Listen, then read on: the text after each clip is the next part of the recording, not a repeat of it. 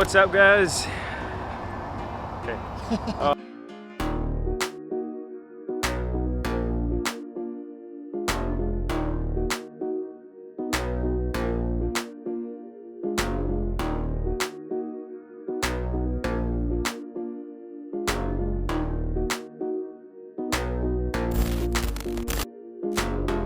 Hey, what's up guys, how's it going? Welcome back to yet another video, and today we're going to be talking about that Jeep right there. And we're going to be talking with Javier, which is the owner of that Jeep. And if you guys remember, I've been following the channel for quite some time. You guys remember that I did a video about that Jeep 4 months ago? I think it was back in January, February, around there. And if you guys remember that time, that Jeep was still in the shop. That was still, when we did that video, I was mid axle swap. I got it driving shortly after that, and yeah, went to Jeeping with Judd. It did pretty good. It did pretty good. Trails. You didn't have any lockers. He didn't have any lockers. He still doesn't have any lockers. You don't have any lockers. They're there. So. They're just not connected. I need to install switches. I think you have some footage that we can use and put it on the video so you guys can see how the Jeep did. But it did pretty good. We had a good time. I remember I took my Jeep too, but I never made it to like the moderate or difficult trails. I just did the mild terrain. So today we're gonna be talking about the things that I did to the Jeep, and hopefully at the end we can drive it and see how it drives, because at the end of the day, that's the point of it, right? Yeah, sure. So all right, let's start.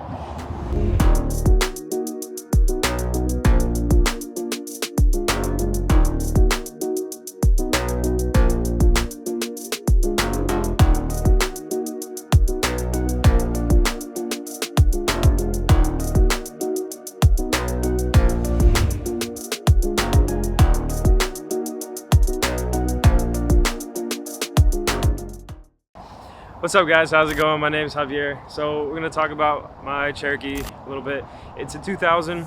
Started off a few years back, super stock. I've been working at Carnage Motorsports in Miami, Florida for a little over a year now. I'm super excited. I love working here. It's really awesome. I've learned a lot. A few months back, I decided to do a JK Dana 44 axle swap on my Cherokee, and I went 37s at the same time. So it's still on leaf springs in the rear, but it works. It works pretty well.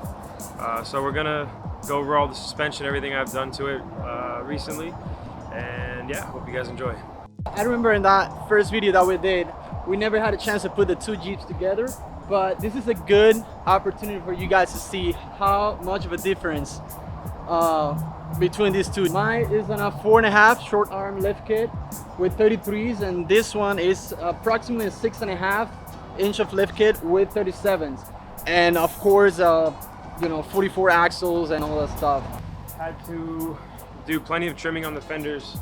Did a lot of test flexing with the forklift to make sure I had full clearance at full flex and full lock. Coils are about 6.5 inches. I got Fox shocks.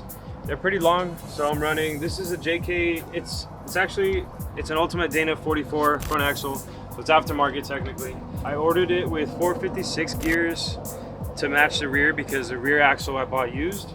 So this has an E-locker like a factory Rubicon axle. I have everything wired and plumbed. I just don't have any switches inside yet. Running a Synergy tie rod. I love it. Synergy, their new adjustable ball joints. The drag link is totally custom. The track bar is totally custom DOM tubing as well. The front truss is from TNT. It's their JK to XJ/TJ front truss.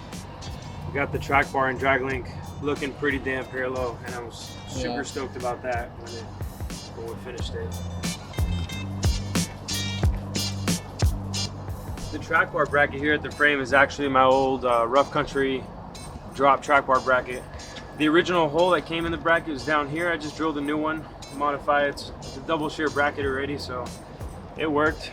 And plus I welded it on about a year ago when I got death wobble on the way to work one day, and one of the bolts broke, so replaced all the bolts and welded it to the frame. So moving around to the driver's side here, you probably can't really tell, but the outline of this right here is actually, this is the outer brace, and it's got an inner brace as well.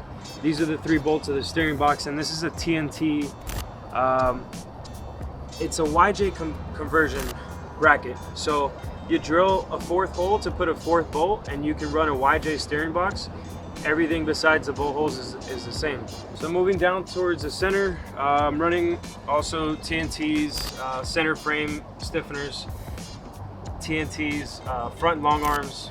It's a Y-link long arm, so you get pretty good flex out of it. It's actually, the flex is amazing. I'm super impressed with it and I love it. Drive shafts, I'm running Tom Woods, front and rear. I still have to put up the transfer case skid plate. It's TNT, it comes with a long arm kit.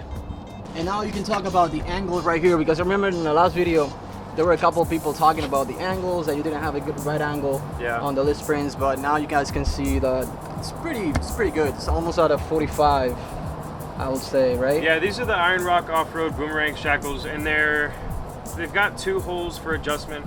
The upper bushing up in here is greasable, and then I'm using the Rough Country drop shackle drop bracket, whatever. What kind of list springs you're using right now? These are actually Pro Comps 3.5 inch.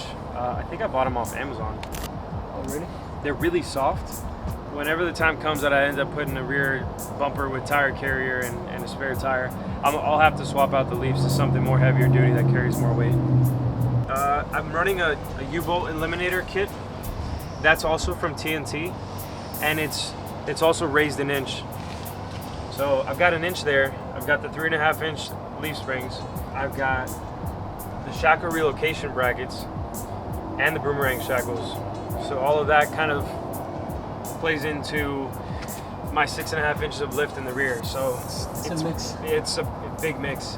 And as far as the T-case goes, it's my stock T-case. It's the MP231. On the rear axle, it's got the truss. So this came out of a JK that had a rock crawler 3-link in the rear. I cut the bracket down for that upper link, and it acts as my truss for now until I end up 4-linking it in the future. But it's got 456 gears in the ARB air locker and chromoly shafts in the rear. Sometimes I'll get asked, why are you running so much bump stop in the rear? Well, I've done the flex testing with it with the forklift, and that's what it takes. With that amount of bump stop, my tire, I probably have about a finger's worth of space between my tire and this corner. You did the cut and fold, because you didn't have that before, I remember. Yeah, I did the cut and fold down here. Probably did that a couple days after first getting the 37s on. It used to come down to, what, about here, let's say? Yeah. So as soon as I saw that, I was like, yeah, I gotta do the cut and fold. I also did a little cut and fold inside the front fender there, just to have the peace of mind. I didn't want to have to worry about that little pinch seam cutting up the tire. If you want to talk about tires, I'm running Cooper SCT Pros. It's their mud terrains, 37 by 1350 wide. And then the Mickey Thompson wheels, they are the Deegan 38s. I think it's the Pro 2. It's the Pro 2 or the Pro 6. They're very similar models in the wheel. All right, so that's it for all the specs of the Jeep. So now we're gonna hop into the Jeep. Let's get inside and let's see how it drives.